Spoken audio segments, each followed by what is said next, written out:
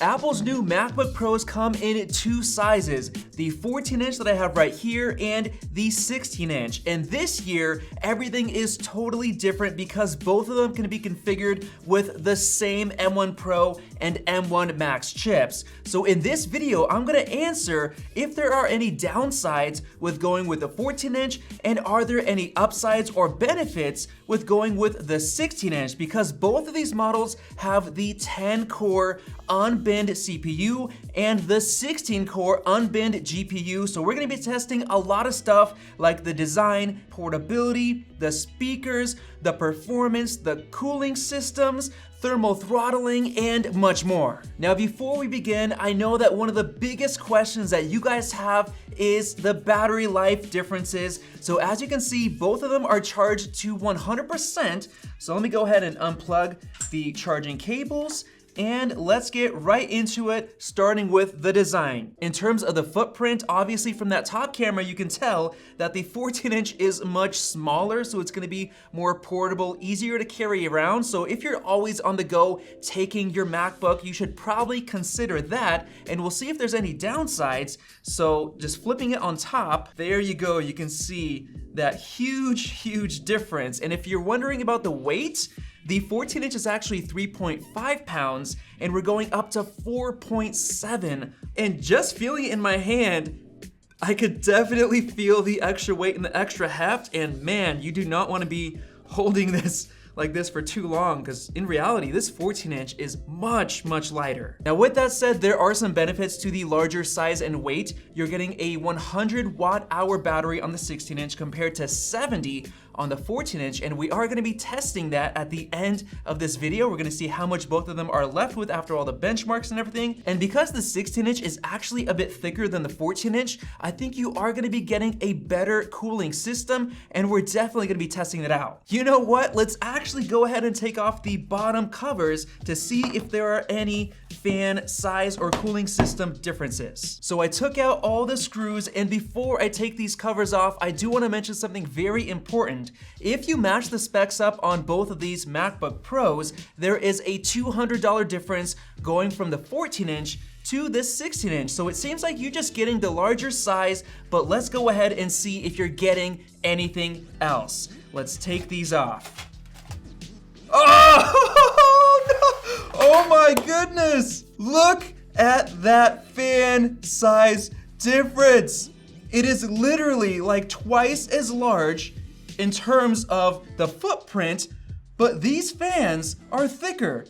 They're taller, look at that. And then as you can see right here, we have the M1 Pro chip, but I'm seeing a huge difference. Look at the thickness of that heat pipe going through to the fans right there. And look, it is much thicker on the 16-inch model.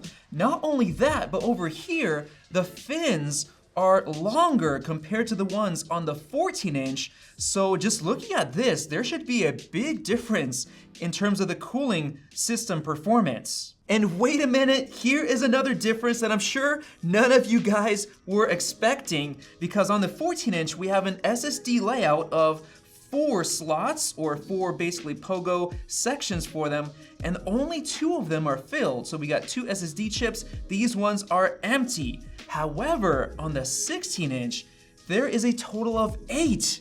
And the weird thing is that there are 4 filled in here and 1 filled in there, which doesn't really make sense because on the base 512 gig model, usually SSD comes in variations of 128 gigs. So each one of these 4 is probably 128 gigs, but why are we getting the extra 5th chip? That doesn't really make sense unless Apple threw it in for like redundancy or something without telling anybody. I don't know, but we are gonna be testing out those SSD speeds. And finally, there is a big difference in terms of the speakers. Even though Apple said that the 14-inch gets the same 6-speaker system as the 16-inch, check this out. The subwoofers on the 16-inch are massive. They're like almost, I don't know, twice as big or 66% larger on the 16-inch compared to the 14, and they're also thicker, taller as well. And as far as the speaker port itself, the one on the 14-inch is flat and the 16-inch is definitely different, but the biggest difference is that the tweeter section for the 14-inch is actually on the side of the logic board and it's quite small, whereas on the 16-inch, it actually goes under the logic board, and if you watch iFixit's teardown, the tweeter is actually pretty huge compared to how small this one looks. So because of that physical size difference, I'm extremely excited to test out the speaker quality in just a minute, but first I want to give a shout out to our giveaway. Yes, we are giving away a $2,500 M1 Pro MacBook Pro, and the only thing you have to do is click subscribe, make sure you're subscribed, and leave a comment down below, because what we're gonna do is we're gonna take one of the launch week videos that we're making, we're gonna choose one at random, and then choose a random comment from that video, and we are gonna ship that MacBook Pro to the winner, regardless of where they are in the world, and regardless of what kind of taxes, import taxes, whatever, we will ship it to you, so definitely subscribe right now. Now, opening up the lids, there is a difference in displays, so let's get right into that. First of all, there's a display resolution difference. On the 14-inch, you have basically a 3K display, and on the 16-inch, you have a 3.5K, so it has 30% more pixels, so you're basically getting better resolution. But of course, that's just to compensate for the larger 16-inch display. The actual sharpness, or the pixels per inch, is the same at 254. Now that definitely does make the 16-inch more immersive if you're gonna be doing things like playing games, watching videos, watching movies, and that's actually the reason that I personally bought the 16-inch, but that's just me. Now with that said, both of them have the same notch right at the top of the display with the same webcam quality and everything else. However, because the 16-inch has a larger display, as you can see in that top camera, the notch is actually less noticeable because it takes a smaller portion of the display compared to the 14-inch. Now as far as everything else, they're both identical displays. They both get mini LED technology, up to 1600 nits peak brightness when you're watching HDR content, so that's very nice, and they both also get the same ProMotion 120 Hz displays, so as far as the quality, there's no difference there. Now going a little bit lower down to the keyboards, they are basically identical, and as far as the trackpads, the one on the 16-inch is quite a bit larger, but in terms of how it performs, it's also identical, so no big differences there. And with that said, let's go ahead and get into the speaker quality comparison, and before I begin, I do want to mention a little bit of a difference here. You can see the speaker grills on the 16-inch are much wider right there, and that's because the tweeter itself is wider compared to the one on the 14-inch, so let's go ahead and begin. Take me somewhere unfamiliar, bring me back to where we started. Get me out of now, to where we started. Alright, wow guys, even though Apple said that the 14-inch gets the same 6-speaker system, I can definitely hear the difference.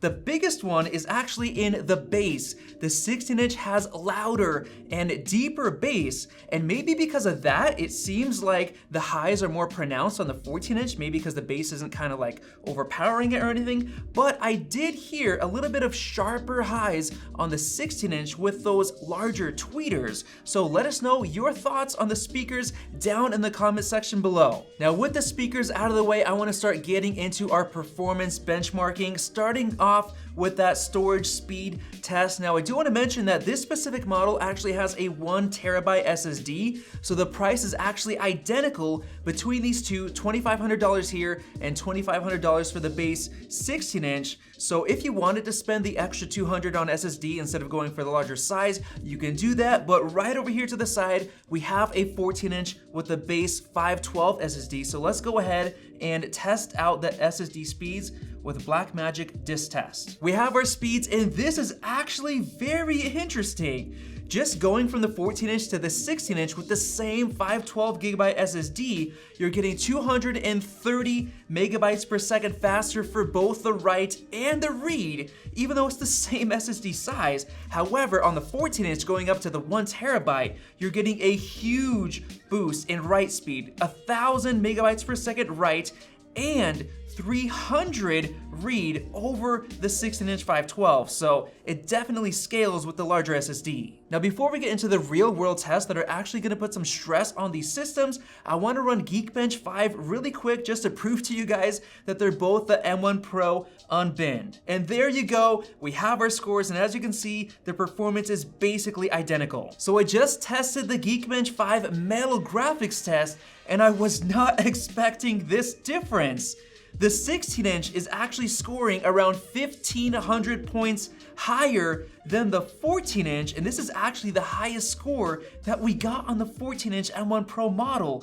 That is very interesting. Now that might actually be because of the differences in the cooling system. So because of that, we're gonna be running a gaming stress test. This is 3D Mark's Wildlife Extreme. I'm gonna turn on the unlimited mode, and then after that, I'm gonna do a couple of loops to see if we can stress the GPU and get some differences. Whoa, what the heck? The 14-inch is actually faster. I was not expecting that based on the metal score, and that may be because metal tests a bunch of different tests, and this is just gaming by itself, so I guess there's no difference for gaming. So with that said, what I'm gonna be doing is running that loop. The test only just began not too long ago. The 14-inch is already at 93 degrees Celsius, 2,400 RPMs on the fans. Look at that, the 16-inch says the fans are off. They haven't even turned on yet. It's only at 81 degrees Celsius. Guys, this is absolutely insane. I cannot believe it. The fans on the 16-inch are still off,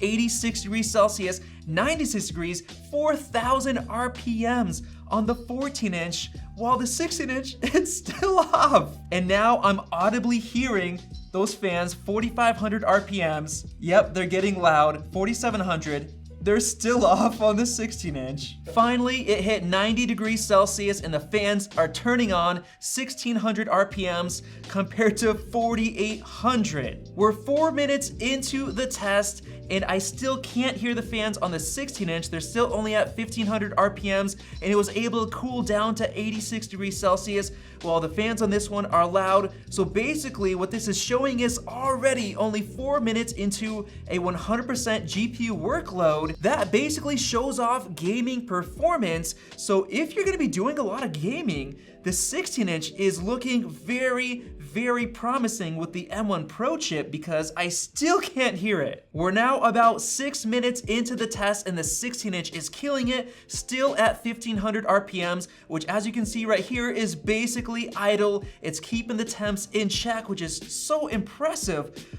But I am worried for the 14-inch because this is just the M1 Pro 16-core GPU. Imagine the 32-core M1 Max in this chassis. How is it gonna perform? Well, we've got that covered because we're gonna be comparing the M1 Max on the 14-inch compared to the M1 Max on the 16-inch to see the thermal throttling and fan noise differences, so definitely subscribe so you don't miss out on that video. We're now 10 minutes into the test and the 16-inch is still sticking to around 1,500 RPMs, which is actually the minimum amount for the fans to be on, otherwise they would be off, so it's still staying below 90 degrees Celsius, 89 right now. And on the 14-inch, we're sitting at 94 degrees Celsius and around 4,600 RPMs, which is about 2/3 of the way to full speed. Now, I do want to mention that the 13-inch Intel MacBook Pro, the previous one, would be going crazy, blaring full speed fans very loud at this point. And in reality, even though I can hear the fans, they are nowhere near as loud as basically any gaming laptop out there. But between these two, if you are doing gaming, you definitely want the 16-inch. So the point that I'm trying to make is that if you're doing any kind of task that is graphics intensive, like for example, Blender that I have open right here, you're gonna be seeing the same exact performance as you can see with these results, 9.44 compared to 9.29. However, the 14-inch is gonna be louder in terms of the fan noise and it's gonna run hotter. That's the only difference you're gonna notice between these two in anything graphics related. So with the graphics now out of the way, let's move over to the CPU side and see the temperature and noise differences with the processing tasks like Cinebench R23, which is a 3D rendering app that fully utilizes the CPU cores. Let's run this stress test. It's only been around 30 seconds and the fans on the 14-inch are already on 2400 RPMs, 95 degrees Celsius. 16-inch, once again, the fans are still disabled, only at 81 degrees. That's actually very interesting. I'm about to pull out our thermal camera here in just a minute. 100 degrees Celsius, 101 degrees Celsius on the 14-inch. It looks like this is actually gonna thermal throttle 102 degrees. What? Dude, I don't think I've never seen 100 degree over 100 on a Mac. I haven't. How's that possible? 103 now. What in the world? 104 on CPU Performance Core 8. Wow. 105. Is Apple really letting it get that hot? I guess they are, man. That is extremely hot. 106? Now we're finally getting 92 degrees Celsius. Oh, the fan just turned on, 1700 RPMs. It's still at that minimal level compared to 3700 on the 14-inch. It's been just about 9 minutes into the test and I've pulled out our Seek thermal camera.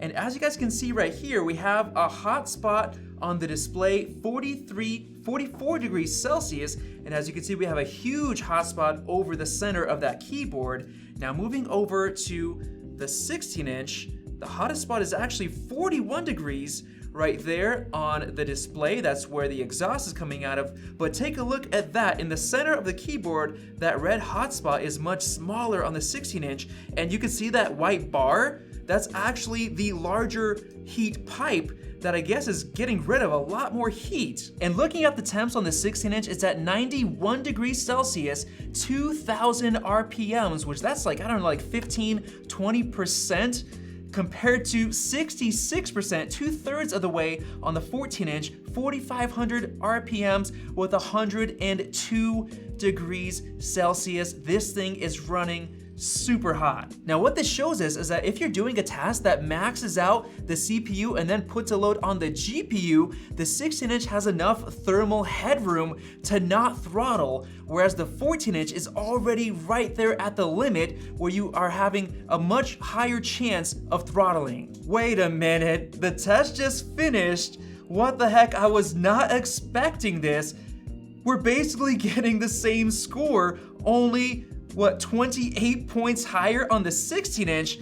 I wasn't expecting that because it seemed like the 14-inch was throttling like crazy, but it looks like Apple is actually allowing it to get insanely hot, 106 degrees Celsius. So they're giving you the full performance, not caring about the temperatures and not really caring about the fan speed. So that's actually a pretty good sign in terms of performance. Now, if you are worried about the temp getting that hot, 106 degrees, we're gonna leave a link down in the description below to TG Pro, which actually allows you to monitor the fan speeds and the temps and create a custom fan profile. Like you can see right here, you're able to make the fans max out after reaching 90 degrees Celsius. So it's gonna keep the temps down so you're not gonna have those thermal throttling issues potentially, or you're not gonna get that hot and risk having any long-term degradation, which maybe you don't, but that will give you some peace of mind. Now moving on to our next test, we have Logic Pro for music production. This is the new Logic benchmark. This is extremely unrealistic because we're pushing them to the max, trying to see how many instruments we can run at one time without overloading. So keep in mind, nobody's really gonna have that many tracks at once. As you can hear, they're both playing back and the CPU load is going up to 68%. And now about 20 seconds in, I'm seeing about 10 degrees difference on the temperatures, 77 right there, 88, 90 degrees Celsius on the 14-inch. So it's starting to get hot. However, the fans actually haven't turned on. So this has been running for a couple of minutes, and on the 16-inch, we're sitting at that same idle 1500 RPMs, 89 degrees Celsius, but on the 14, 100 degrees Celsius, and the fans are at around 3300 RPM. So basically you're gonna be getting the same level of performance, but the fans are gonna be running louder and the system's gonna be hotter on the 14-inch, just like we saw before. Now, if you're interested in the Bend model, the base $2,000 14-inch MacBook Pro with the 8-core CPU, that one might actually run cooler than this one. So we are gonna be testing out the Bend versus unbinned that we have right here to see if there are any thermal differences or performance differences with the 8 to 10 cores, so definitely subscribe. Now moving on, let's get into photo editing for all you photo editors out there. Now in terms of the real world editing the photo, doing brushes, making changes, you're gonna have the same performance because it's not really gonna stress the CPU that much. But in terms of exporting, it does actually hit 100% CPU load. So let's go ahead and do that and see if there's any performance differences. The test is finished and they're both basically the same, 1 minute and 23 seconds. Now in terms of the photo editing experience, Max is actually saying that he does a lot of photo editing and he says he would prefer the smaller portable size because with photo editing, you're not really losing out on that much screen real estate because you have all your controls and it's not very limiting and it's nice to have the extra portability. But for video editing, this is where the larger 16-inch comes in handy because there is a lot of stuff going on. As you can see, we have stacked files on the timeline, and having that extra screen real estate is really, really nice because we're not only seeing more stuff on the screen, but we're having a larger frame for the image that we're editing. So if you mostly do video editing, then I would honestly recommend going for that larger 16-inch